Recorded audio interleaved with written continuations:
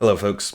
So originally I was supposed to be doing another Sims 4 video for this week, but it turns out that some recent gaming developments have kind of changed that plan a little bit. If you haven't heard, back on, I believe, Tuesday, Blizzard announced that a competitor for Hearthstone in the Grandmasters, which is like, the top rankings, um, was banned from Hearthstone, the competitive scene, for 12 months. He also had his prize money taken away, and the sportscasters or casters or whatever you want to call them, they were fired as well. So all of this was done in reaction to a interview that he was doing after, I believe it was like after a match, from what I saw, and he pretty much expressed support for the protests going on in Hong Kong, the revolution, as he kind of called it. Um, so, for those who are unaware of what's been going on in Hong Kong the last few months, Hong Kong has been subject to a change in like their extradition policy. Like right now, as far as I know, there isn't an extradition uh, law set up where people in Hong Kong can be extradited back to the Chinese mainland to face crimes there. Well, turns out whether it was something pushed by Beijing or whether it was something from the local authorities in Hong Kong, they worked to pass a new extradition. I want to say treaty, but it's not exactly a treaty because Hong Kong is part of China, so it's an extradition law, pretty much, is what they were looking to pass. And I believe at one point it was passed, but then it was kind of rescinded as the protests, heated up and all of that. But pretty much what's clear is China, mainland China, is looking to place more control over Hong Kong, which has had, compared to the rest of China, had a lot more freedom in the last 20 years. Plus, after being freed from British control and all that. So, pretty much for those who don't know what an extradition treaty is, or law or whatever, pretty much what that means is if someone is, we'll use countries for example, but this happens even in states in the US here. If someone does a crime in, say, Britain, and then they flee to the United States, so long as there's an extradition treaty between those two countries, the United States can send that person back over to Britain to face charges. Pretty much this is the same thing that's happened in Hong Kong here, where the region was set to set up an extradition treaty or whatever, and the people of Hong Kong came out in mass droves to, protest against it because they kind of knew that this was going to mean less autonomy for Hong Kong. And I mean, unfortunately, even today there are still instances of people just disappearing in China for doing various crimes against the state. I know the Uyghur, I'm assuming I pronounced that correctly, probably not, but the Uyghur Muslims have been facing all manner of issues in China, suppression of both their faith and just their personal freedoms as well. Um, and needless to say, the police response to these protests has been absolutely brutal. A few people, I think even live ammunition has been fired on protesters now by this point. I want to say that happened about a couple weeks ago. Um, there have been a few people that have died, though some of the stuff seems to indicate that it was suicide. But again, going off of official reports in a country that's, suppressing your own people, it's hard to necessarily say that it's all suicide. But, I mean, at the very least, Hong Kong has not become another Tiananmen Square. So that is at least the one positive thing right now. Though there are a lot of things that point towards Beijing eventually doing a crackdown in Hong Kong. It is different circumstances. There's a lot more people in Hong Kong than there were in Tiananmen Square. So it would be a lot more brutal, a lot more violence on the part of the protesters, which, there has been violence on the part of the protesters. But at the same time, it's in response to a lot of this police brutality and all of that. So it's hard to fault the protesters for becoming violent when there's so few avenues that they can do. So, anyways, going back to Blizzard, they so Blitzchung was the name of the guy, the Hearthstone competitor that was banned. Um, he was banned for 12 months. He lost his winnings, which I read some report that said it was something around like 10,000, which is a sizable amount. And then those sportscasters as well were fired, which to me the biggest issue in this whole fiasco is the fact that they are doing something very similar to the general Chinese censorship in that they're trying to kind of like erase this person from the internet, from history, which unfortunately is something that's very common in a lot of totalitarian regimes, particularly communist ones, where history is erased and, Blizzard took down the interview from the internet, although fortunately there's still plenty of people who've uploaded copies of the interview with Blitzchung to the internet. I'm not going to include it here in this video because, it's in Chinese or Mandarin specifically, I think. But so, and I don't speak Chinese, so I can't or I don't speak it, so I can't, translate it or anything like that myself. But, pretty much he's made a statement in support of the Hong Kong protests, which I understand that Blizzard is a private platform, that they can police, their sportscasts or whatever. But making the Hong Kong protests be considered a controversial issue, that's kind of like the key thing that hits at this. And this goes beyond just Blizzard, but we'll get to that in a moment. The fact that this is considered controversial, this is like free Tibet and all that.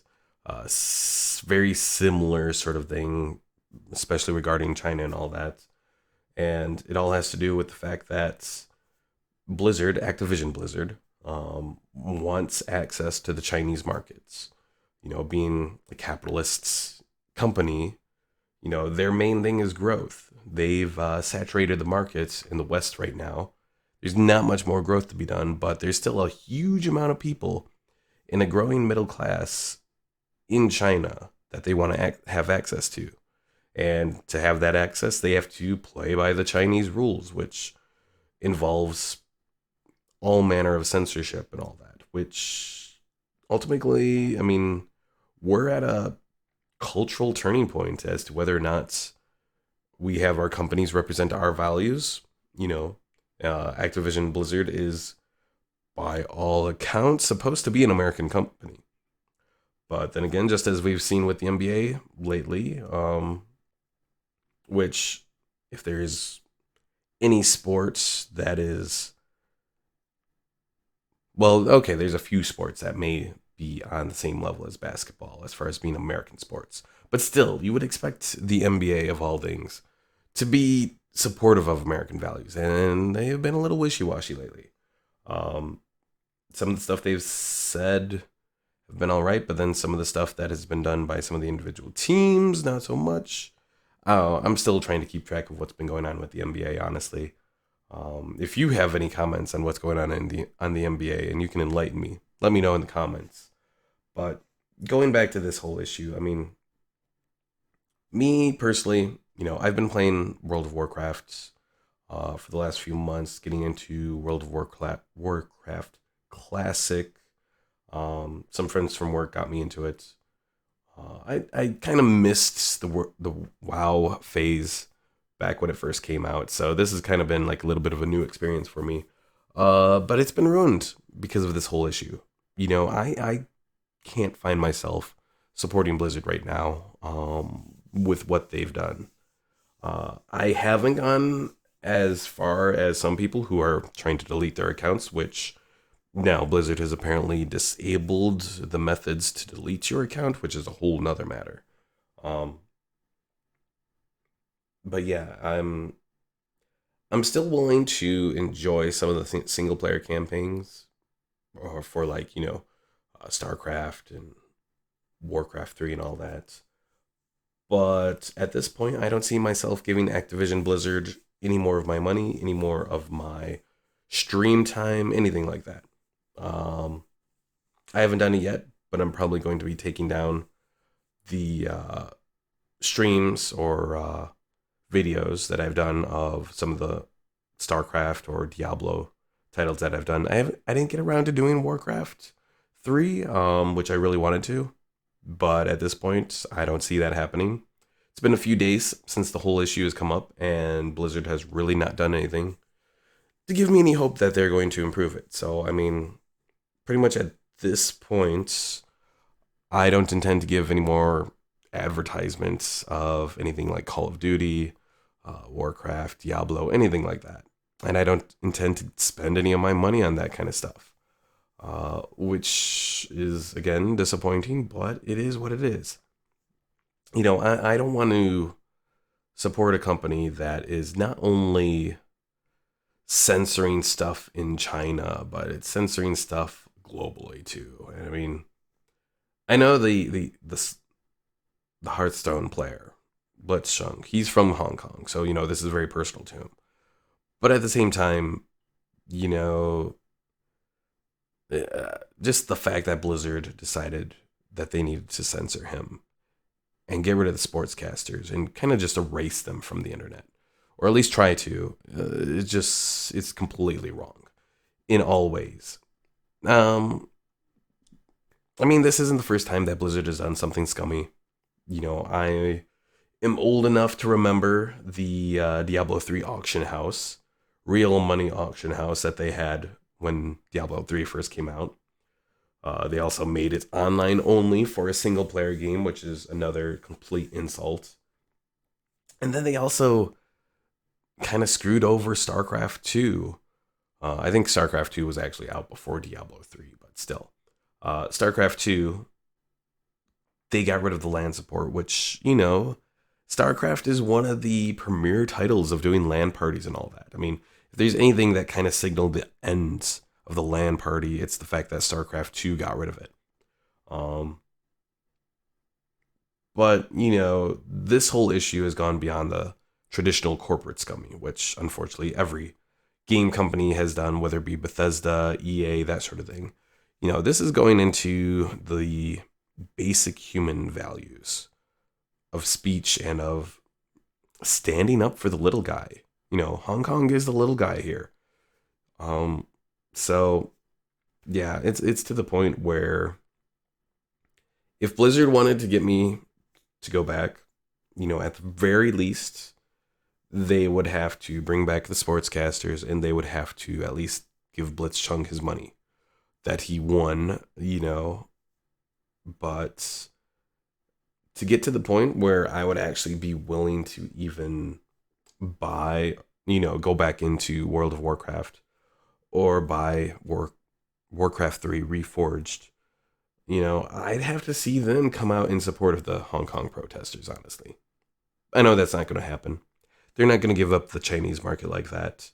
So it is what it is. I think I'm pretty much done with Activision Blizzard for now. Until, well, unless some miracle happens and they actually do that. Besides that, I mean, it's important to keep in mind that even though Activision Blizzard, and keep in mind too, Blizzard isn't the only part of this. It's Activision Blizzard. It's been Activision Blizzard for years now. And so Call of Duty, that's another game that if we're boycotting Blizzard, we should be boycotting Call of Duty. But there have been other companies as well that have been problematic. Apple and Microsoft both censor their stuff in China. Google, even though it has left China, it was at least considering last year going back into China under their Project Dragonfly, which was pretty much a censored version of their search engine. And I mean, there's countless other companies that are problematic with the censorship. But at least the censorship was focused solely in China. The what Blizzard has done kind of goes beyond that. So that's where it ultimately comes down to. And yeah, that's kind of my thoughts on this whole situation. Let me know in the comments below what you think. If you are one of those people who had a World of Warcraft subscription and have canceled it, leave a like on this video. If you support Bethesda, or I almost said Bethesda, not Bethesda. If you support Blizzard in what they're doing, in their censorship or all that, leave a dislike on this video. Let me know what you think, if I'm completely wrong or not. And leave some comments. Let me know on some of your more detailed thoughts on what's going on here. But yeah, that's about it. So thanks for watching my little, rant, vlog, whatever here. Next week, I don't know if I'll get into The Sims 4 again. I'm actually kind of planning to ramp down some of my YouTube videos and all that to maybe do more streaming on Twitch, but we'll see. So thanks for watching, folks, and I will see you all later.